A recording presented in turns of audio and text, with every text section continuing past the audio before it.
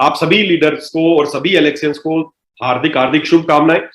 आप स्वस्थ रहें, आप समृद्ध रहें, क्योंकि यही हमारी कंपनी का नारा है, स्वस्थ भारत और समृद्ध भारत। हम इसी पे काम करते हैं। तो स्वस्थ भारत और समृद्ध भारत खाली लिख देने से दोस्तों कोई भी देश स्वस्थ नहीं हो सकता या समृद्ध नहीं हो सकता। उसके लिए काम करना पड़ेगा। काम मैंने देखा है बहुत सारे लोग कि वो लिखते तो बहुत अच्छी अच्छी चीजें, लेकिन उस पर प्रैक्टिकली क्या किया करते हैं ये डिपेंड करता है कि आपका वो जो लिखा हुआ स्लोगन है वो आप पूरा कर पाएंगे। नहीं तो हमारा स्लोगन है स्वस्थ भारत और समृद्ध भारत। तो स्वस्थ भारत कैसे स्वस्थ होगा उसके विषय में आज हम बात करेंगे। आज का विषय है कि शरीर दवा से पहले शुद्धि चाहता है। देखिए, हमारा उद्देश्य बिल्कुल शुरू से ये नहीं रहा है, पहले दिन से ही मैं आपको बताता रहा हूं। तो शरीर दवा से पहले शुद्धि चाहता है, इसका कहने का मतलब ये है, मेरा तात्पर्य ये है कि देखो, हमारा उद्देश्य बिल्कुल नहीं है। आप बोलेंगे कि सर हम तो बहुत सारे प्रोडक्ट बनाते हैं, तो अगर आप कहेंगे कि शरीर दवा से पहले शुद्धि चाहता है तो लोग प्रोडक्ट क्यों यूज करेंगे। मैं फिर से आपको यही बात कहना चाहूंगा कि हमारा उद्देश्य बिल्कुल ये शुरू से ये नहीं रहा है कि हम कोई खाली काम करें, प्रोडक्ट सेल के ऊपर काम करें। हमारा एक मिशन है कि देशवासियों को, लोगों को स्वस्थ कैसे बनाना है। तो कैसे स्वस्थ होंगे उसका मूल जो सिद्धांत है, आज मैं उस विषय पर बात करूंगा कि ये जो हमारा शरीर है ना, इसको कोई भी बीमारी को अगर आप ठीक करना चाहते हैं तो उसको दवाई से पहले उसको शरीर को शुद्ध करना जरूरी है। जैसे फॉर एग्जांपल मैं आपसे बात करना चाहूँ, मान लो आपका घर है, आपके घर के आपका किचन लगा सकते हो या आपके घर का कोई भी रूम लगा सकते हो। मान लो आपके घर की किचन है, किचन में आप बहुत सारी सब्जियां काटते हैं या खाना बच जाता है, वो आप एक डस्टबिन में डालते जाते हैं और डस्टबिन में वो इकट्ठा होता रहता है। बहुत दिनों तक मान लो आप उसकी सफाई नहीं कर रहे हो, इकट्ठा हो रहा है, तो इकट्ठा होने से वहां पे स्मेल आने लगती है या बहुत सारे कीड़े उत्पन्न होने लगते हैं, मक्खियां मच्छर उत्पन्न होने लगते हैं उस कूड़े में। तो आप क्या करते हैं, उस पे ना कोई उन मच्छरों को या कीड़े मकोड़े को भगाने के लिए आप उस पर कोई स्प्रे कर सकते हैं। उस पर स्प्रे कर देंगे, उस पर कोई भी मॉस्किटो रिपेलेंट स्प्रे कर सकते हैं या कोई भी स्प्रे कर देंगे, या उसकी ऑर्डर जो उसकी बदबू है उसको दूर करने के लिए कोई आप उस पर रूम फ्रेशनर आप डाल देंगे। तो हो सकता है कुछ समय के लिए वहां से स्मेल चली जाए, हो सकता है कुछ समय के लिए मक्खी मच्छर मर जाए। लेकिन अगर वो स्थिति अगर ऐसे ही बनी रहेगी तो कुछ दिनों बाद और ज्यादा स्मेल आएगी, और ज्यादा कीड़े मच्छर मकोड़े वहां पर पैदा होंगे। ऐसे बहुत सारी बीमारियां उत्पन्न करने वाले जीवाणु उसमें उत्पन्न होंगे। आप बार बार उस पर स्प्रे करते रहें, बार बार उस पर कोई डिओड्रेंट डालते रहें, बार बार रूम फ्रेशनर डालते रहें, ऐसा कुछ करते रहेंगे तो आपको क्या लगता है, आप उस स्मेल को या उस जो वहां पे होने वाली बीमारी है या जो गंदी स्मेल आ रही है, सब कुछ उसको आप कितने दिनों तक ठीक कर सकते हैं? उसको लंबे समय तक आप दबा के नहीं रख सकते। उसका दूसरा तरीका यह है कि उस कूड़े को आप उठाएं, उसको किसी उसमें बांध दें और अपने घर से बाहर फेंक दें। जहां कहीं पे कूड़ा फेंका जाए ऐसी जगह पे उसको ले जाके फेंक दें। उसके बाद आप देखेंगे आपकी जो किचन है वो बड़ी साफ सुथरी लगेगी, आपका जो गंदी स्मेल थी वो चली जाएगी, आपके जो मच्छर पैदा हो रहे थे, मक्खियां पैदा हो रही थी, वो सब चले जाएंगे। तो ये आपने क्या किया? आपने बीमारी, पहले आप उसको ढकने के लिए बहुत कुछ प्रयास कर रहे थे, लेकिन एक बड़ा छोटा सा तरीका आपने अपनाया कि उस कूड़े को उठा के घर से बाहर फेंक दिया और आप पाएंगे कि आपकी किचन बिल्कुल साफ हो गई, वहां पे कोई स्मेल नहीं है, जो मच्छर मक्खी पैदा हो रहे थे वो अब बंद हो गए हैं। बहुत आसान सा तरीका था। इसी तरीके को बोलते हैं शोधन। ये है शोधन चिकित्सा। आयुर्वेद में, पूरे आयुर्वेद में की अगर चिकित्सा प्रणाली को अगर दो भागों में दोस्तों बांटा जाए, आज बड़े ध्यान से समझना, जो चीजें मैं आपको बता रहा हूं बड़े ध्यान से समझने की कोशिश करना। कुछ चीजें हम स्लाइड के माध्यम से भी जानने की कोशिश करेंगे कि कैसे वास्तव में कैसे होता क्या। मैं आपको कुछ थ्योरीज आज समझाने वाला हूं।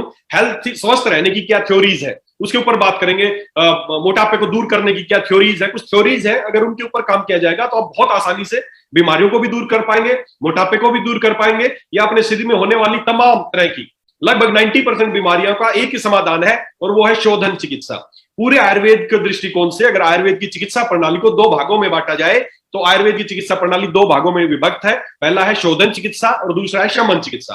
दोस्तों, आयुर्वेद ये मानता है आपको होने वाली तमाम तरह की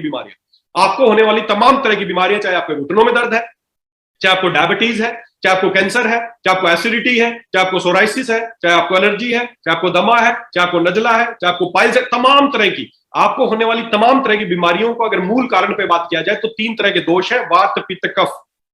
पहले मैं आयुर्वेदिक दृष्टिकोण से बात करूं आपसे तो हमारे शरीर में तीन दोष है, वात पित्त कफ।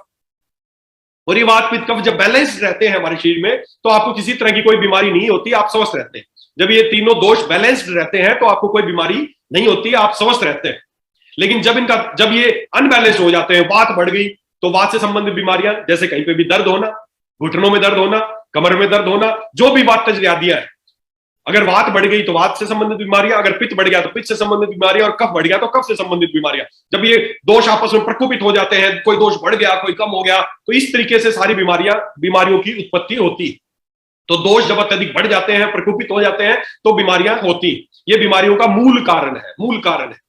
तो अब इस मूल कारण को दूर करने के दो तरीके हैं। क्या दो तरीके हैं? पहला तरीका यह है कि शोधन किया जाए, और दूसरा तरीका है कि शमन किया जाए। आयुर्वेद में सबसे पहले एक ही बात का जिक्र किया गया है कि सबसे पहले जो सबसे इंपॉर्टेंट जो चिकित्सा है वो है शोधन चिकित्सा। शोधन चिकित्सा क्या है कि जो हमारे दोष है, जो हमारे शरीर में दोष बढ़ गए हैं, प्रकोपित हो गए हैं, उन दोषों को शरीर से बाहर निकाल दिया जाए।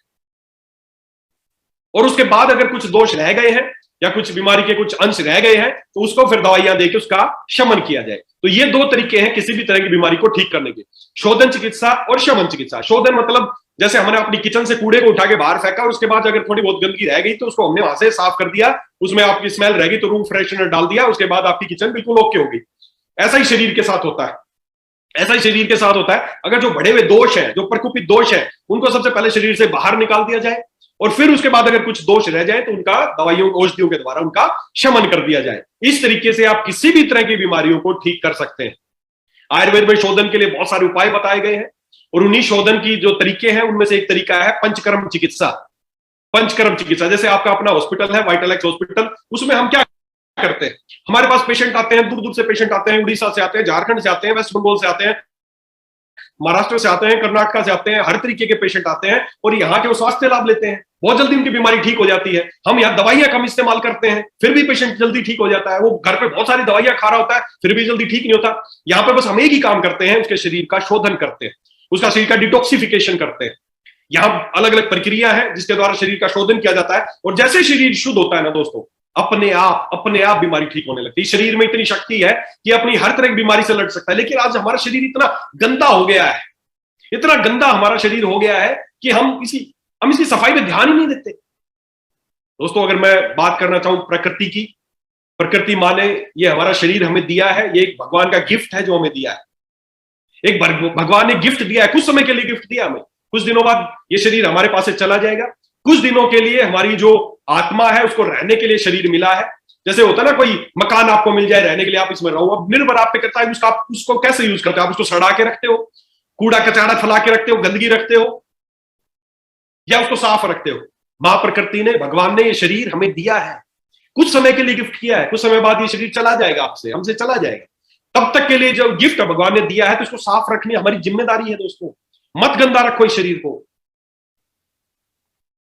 हम क्या करते हैं, आप सब लोग कैसे, आप बोलेंगे मैं तो बहुत सफाई रखता हूं, मैं तो बिल्कुल साफ रखता हूं, मैं रोजाना अच्छे शैम्पू इस्तेमाल करता हूं, रोजाना साबुन से नहाता हूं, स्क्रब यूज करता हूं, मैं डेली मसल के नहाता हूं, दिन में 2 बार नहाता हूं, साबुन अच्छे अच्छे एलेक्स के अपना लेमन सोप से नहाता हूं, रोज सोप से नहाता हूं, मोगरा सोप से नहाता हूं, अच्छे अच्छे शैम्पू हमसे नहाता हूं, मैं इसको बिल्कुल गंदा नहीं रखता हूं, मैं इसको बहुत साफ रखता हूं। बिल्कुल रखते होगे, यकीनन दोस्तों रखते होगे। आप रोज शैम्पू लगाते हैं, रोज साबुन इस्तेमाल करते हैं, रोज नहाते हैं, दिन में 2 बार नहाते हैं, 3 बार नहाते हैं। आप इस शरीर को रोज बाहर से साफ कर रहे हैं, क्या अंदर से सफाई के बारे में सोचा? जितना शरीर बाहर से गंदा होता है उसे देखिए, फॉर एग्जांपल अगर मैं बात करूं कि हम रोज खाना खाते हैं, रोज हम खाना खाते हैं, मुंह है हमारा, रोज इससे खाना खाते हैं। डेली आप अपने दांतों को साफ करते हैं, समझना मेरी जो बात मैं समझाने की कोशिश कर रहा हूं। हम क्या करते हैं, रोजाना हम अपने दांतों को साफ करते हैं। अगर 2-4 दिन दांतों को साफ ना करें तो क्या हो जाएगा? 2-4 दिन अगर दांतों को ब्रश ना करें, साफ ना करें तो क्या हो जाएगा 2-4 दिन में? आप सबका एक ही जवाब होगा कि सर स्मेल आने लगेगी, बदबू आएगी, अच्छा फील नहीं होगा। अगर 10-15 दिन तक ना करें तो और ज्यादा सड़ जाएगा। अगर 2-4 महीने ना करें तो फिर तो और भयंकर सड़ जाएगा, अगर इसको साफ ना करेंगे तो। और 2-4-5 साल 10 साल तक ही साफ ना करें तो आप बोलेंगे सर सड़ जाएगा, सब बुरा हाल, सोच के भी गंदा लग रहा है।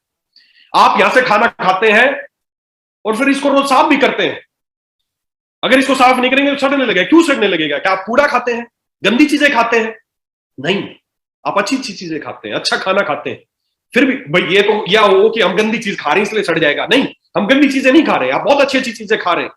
आप फ्रूट्स खा रहे हैं, वेजिटेबल्स खा रहे हैं, रोटी खा रहे हैं, सब्जी खा रहे हैं, जो भी XYZ जो आप अपने घर में अच्छी से अच्छी चीजें खा रहे हैं, फिर भी बावजूद इसके अगर इसको साफ नहीं करेंगे तो दोस्तों ये सड़ने लगेगा। मुंह से खाना खाते हो, इसको रोज साफ कर लेते हो, और जो खाना हमने खाया वो निकलता कहां से? हमारे मल द्वार से बाहर निकलता है। उसको भी रोज साफ कर लेते हैं।